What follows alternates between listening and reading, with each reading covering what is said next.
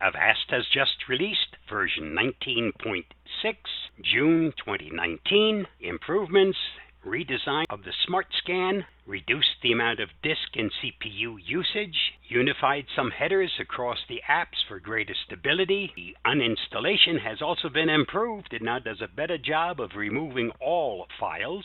Sensitive data shield scans no longer finish prematurely, and the mail shield no longer blocks connections if you can't connect to an IPv6 address.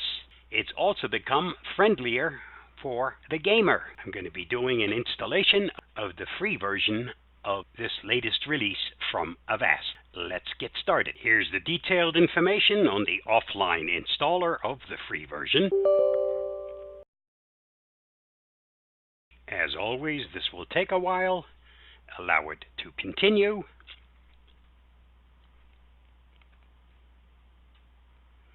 If you click on the green install button, it will install all parts of the antivirus program. I will be doing a customized installation, so I can choose just the parts I want installed. What I don't want is Safe Price, Cleanup.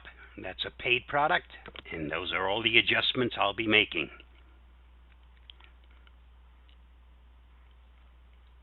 As the little box says, your antivirus is being installed. Do not turn off your computer.